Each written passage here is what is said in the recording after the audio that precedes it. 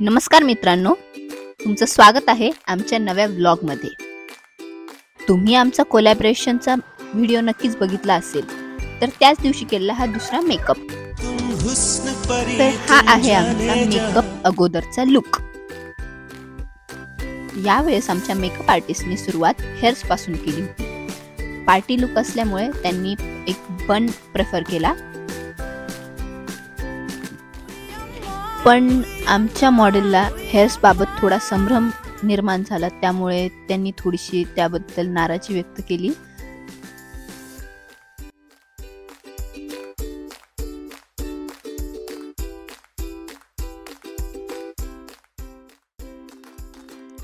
शेवटी आमच्या मॉडेलनी कंगवा स्वतःच्या हाती घेणं ठरवलं।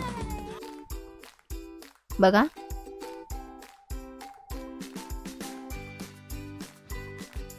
बघा बघा तुम्ही नक्की आता बघू शकता चेहऱ्यावरचा आनंद नक्कीच।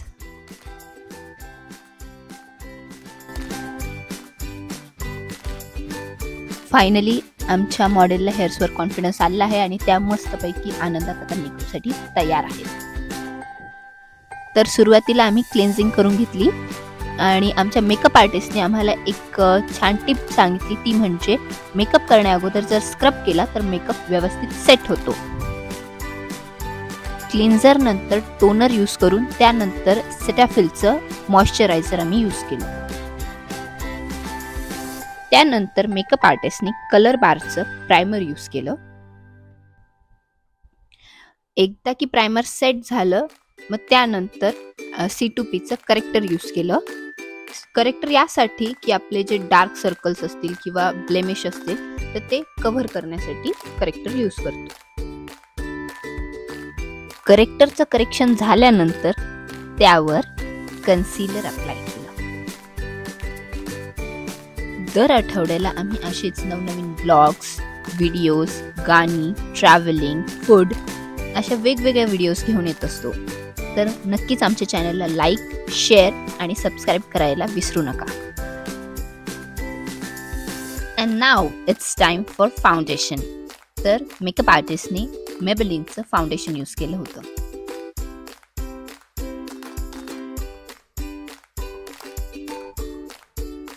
फाउंडेशनवर स्विस ब्युटीची लूज पावडर लावली।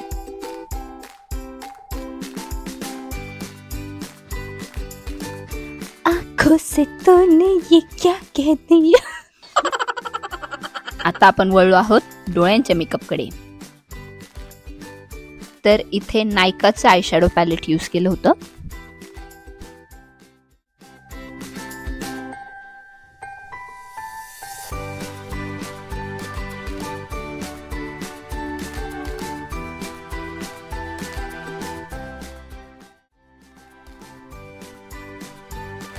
तर आमचे डोळेही रंगून झाले आहेत आणि सोबतच गालही आम्ही रंगून घेतले आहेत आणि फायनली आम्ही वळलो आहोत लालीकडे। आणि हा आता लायनरचा फायनल टच। तर हा आहे आमचा फायनल लुक। तुम हुस्न परी तुम जाने जहां, तुम सबसे हंसी तुम सबसे जवां।